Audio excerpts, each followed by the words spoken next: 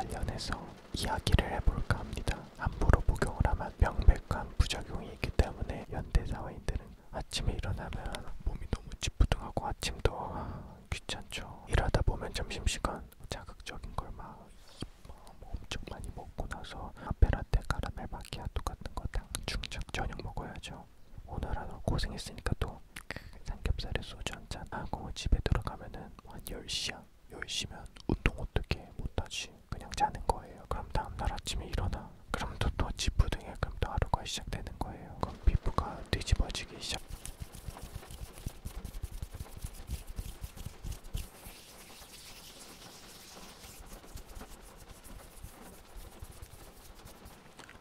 안녕하세요 여러분, 진도르 ASMR의 진도르입니다. 오늘도 이렇게 밖에 비가 많이 와서 카메라를 한번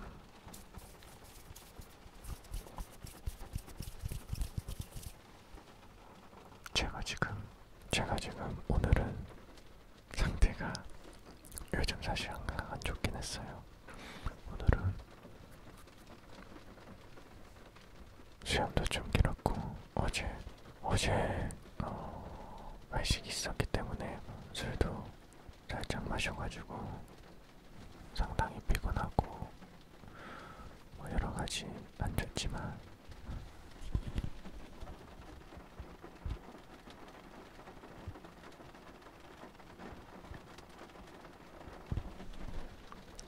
그래도 또 비가 오니 1년에 이렇게 몇 번 찍을 수 없는 기회이니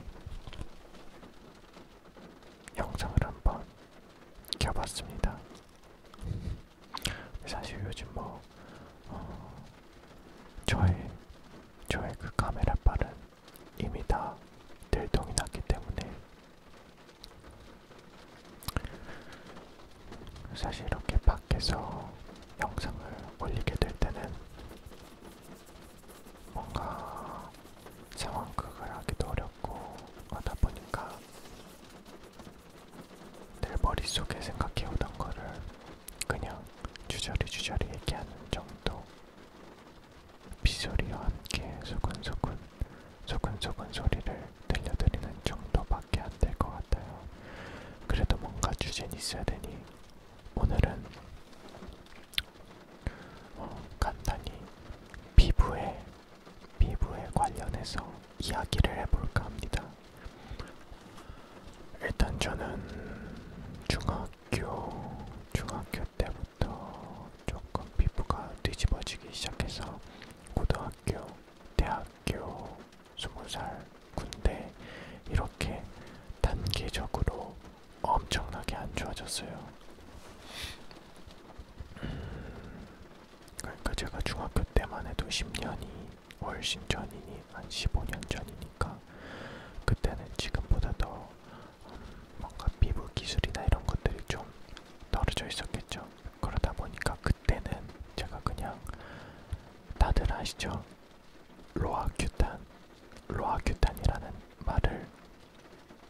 로아큐탄이라는 약을 처방받아서 먹었어요. 들어보시면 아시겠지만 로아큐탄은 피지 조절제로서 여드름을 치료하는데 지금 가장 효과적인 방법이고 가장 저렴한 가격으로 효과를 볼 수 있는 알약입니다. 요만한 갈색 팥같이 생긴 붉은색의 약인데요. 제가 그거를 엄청 오래 먹었어요. 고등학교 때 처음 처방을 받아서 먹고 대학교 때도 먹고 대학교 졸업하고 나서도 피부가 안 좋아질 때 먹고 이랬는데 일단 그 약은 피부가 안 좋으신 분들은 다 들어보셨겠죠. 부작용이 너무 심해요. 명백한 부작용이 있기 때문에 쉽게 복용을 하면 함부로 복용을 하면 안 되지만 지금 한국에서는 너무나 쉽게 구매를 할 수가 있죠. 가장 명백한 부작용은 가임기 여성에게 나타나는 기형출산인데요. 이거 가임기 여성 같은 경우에는 명백하게 증명이 됐다고 하지만 남자 같은 경우에는 명백하게 나온 실험 결과는 없다고 해요. 하지만 영향이 있겠죠, 당연히. 그래서 예전 같은 경우에는 피부과나 이런 데서 약을 처방받을 때 그냥 구두로만 주의사항을 받았었고, 최근에 가보니까 자필 서명을 해야 돼요.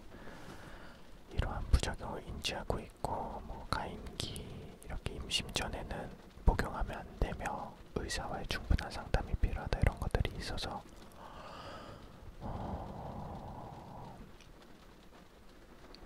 처음으로 제가 약을 복용을 끊기로 중단하기로 작정을 하고 약 한 달 정도 된 것 같아요. 이제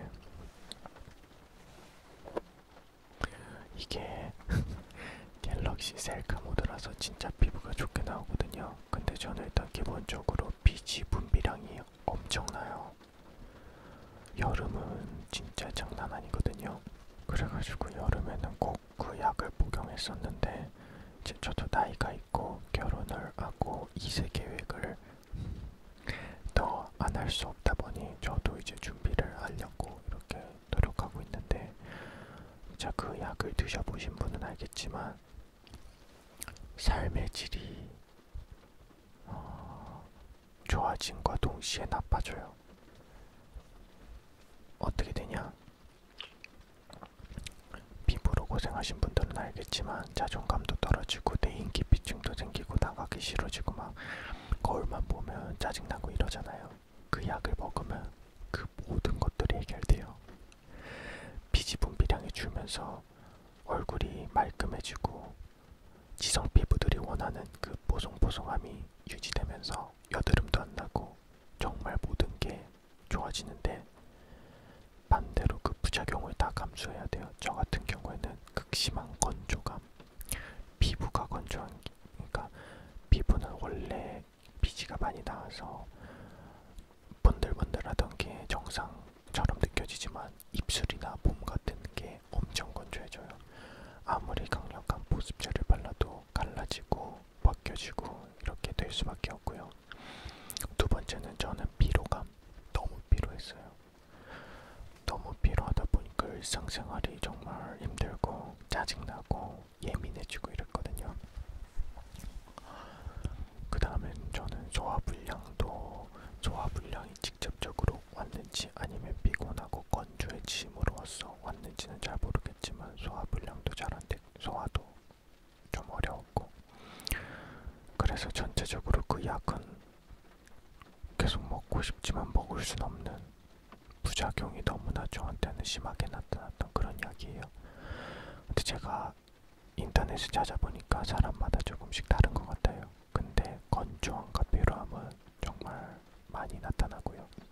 그래서 개인적으로는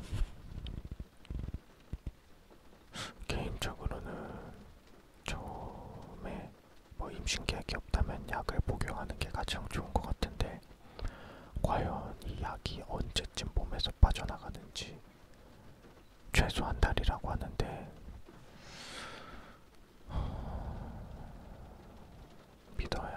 믿어봐야겠죠. 일단은 논문과 어떤 실험 결과들이 그렇다고 하니까 전 최소한 3개월에서 6개월 정도 기다려보려고 해요. 첫 번째는 그래서 로아큐탄, 지금 이소트레인 뭐 그런 성분인데, 그거를 제외하고 그러면은 피부 관리를 어떻게 해야 되냐. 첫 번째는 피부 관리실을 다니세요, 여러분. 피부과나 아니원 말고 좀 정말 실력 있고 가성비 좋게 하는 관리실, 피부 관리 샵 이런 거. 그러니까 피부과는 아니에요. 전문의가 없고 피부과 뭐 의사가 없고 약 처방이 안 되지만 피부 관리를 할 수 있는 곳, 그런 곳을 추천드려요. 왜냐면 저도 수많은 피부과나 한의원을 다녀봤는데, 첫 번째, 너무 비싸요. 너무 비싸서 일반 사람들은 합리적으로 그거를 계속해서 관리할 수가 없어요.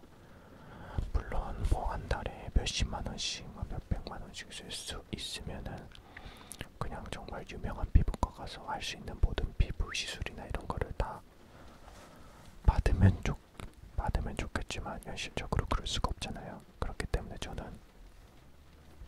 번째로 가장 좋은 방법은 피부 관리실에 가서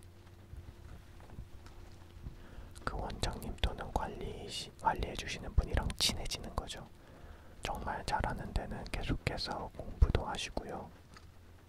새로운 트렌드, 한참 슈링크 유행했었잖아요. 그런 장비들도 다 있어요.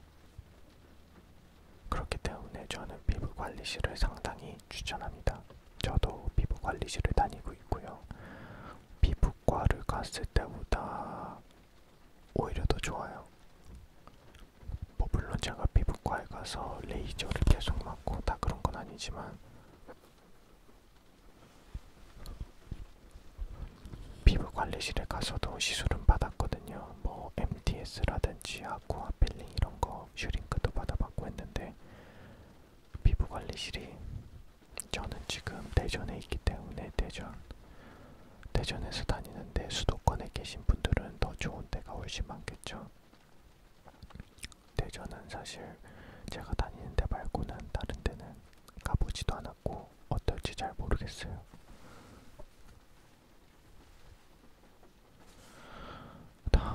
세 번째, 사실 피부는 약 아니면 전문가가 관리해주는 거 아니면 혼자서는 한계가 있어요.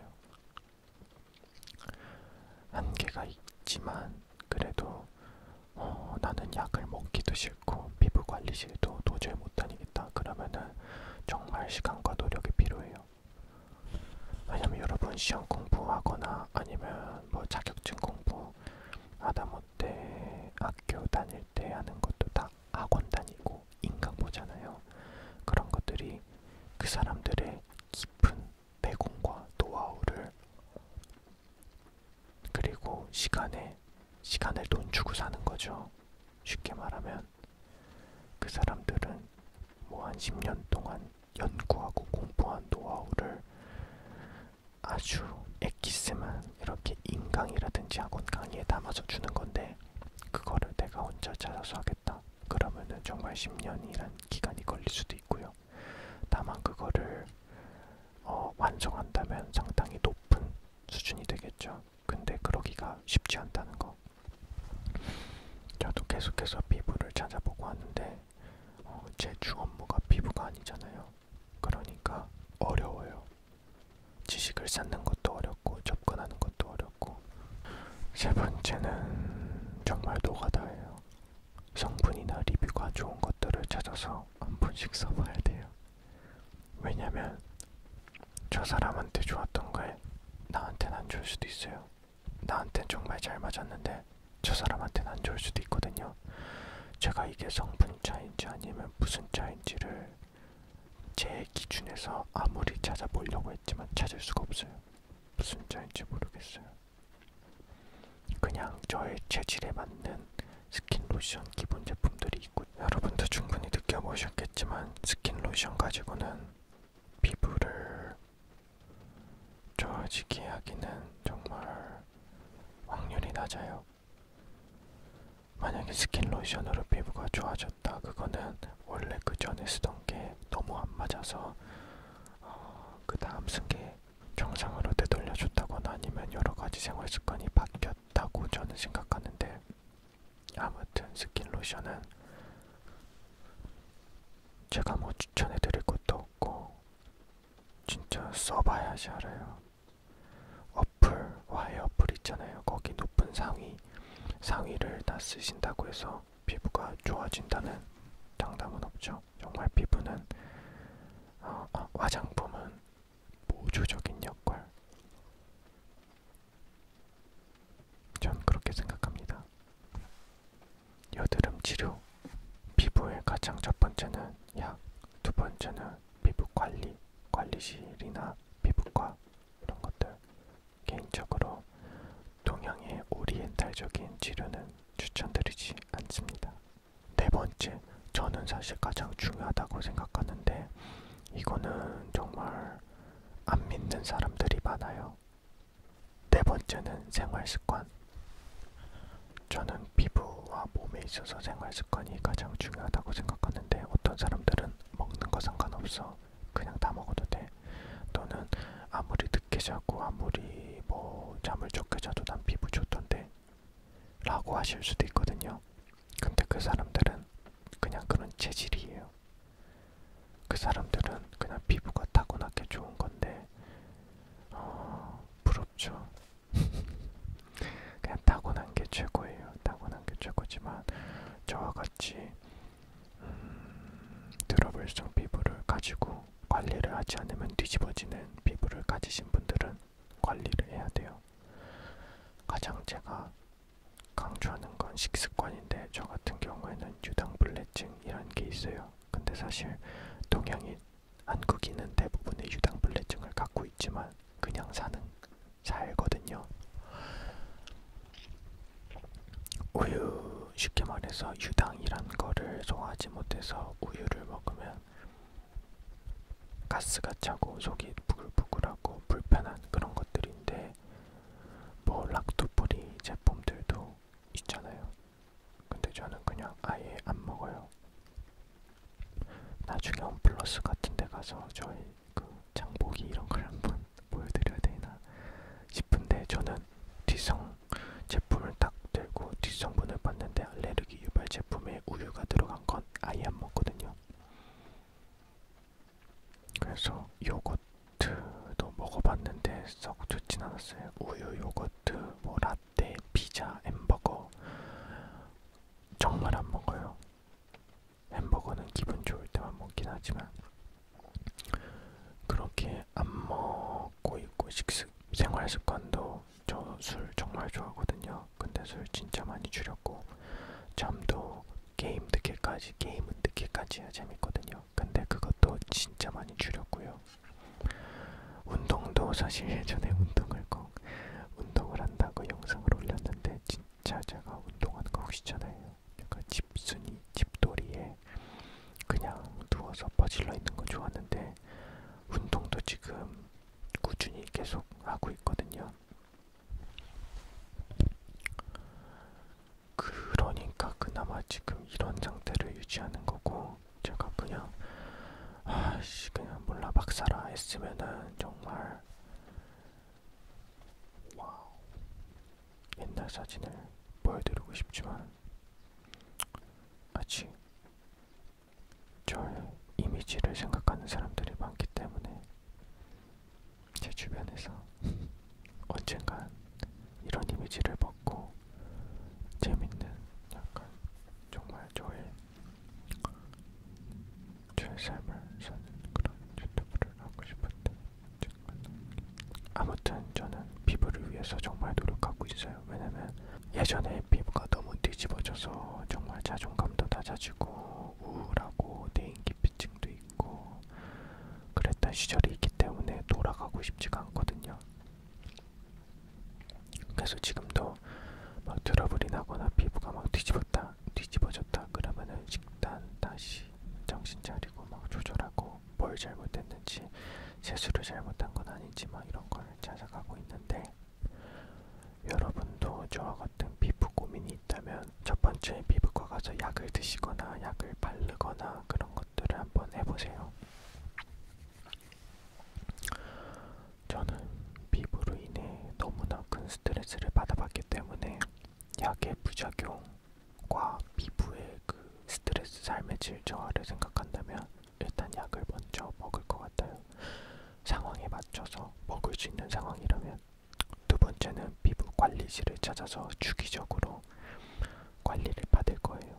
피부가 안 좋아진 분들의 공통적인 안 좋은 점은 막 뜯어요. 이게 잘 모르고 뜯거나 손대거나 막 이래가지고 잘못되는 경우가 많거든요. 저도 아무것도 모르고 막 뜯었다가 모공이 엄청 넓은데 잘 짜시면 상관없지만 잘못 짜신다면 관리를 잘못 하신다면 꼭 피부 관리실을 다니세요.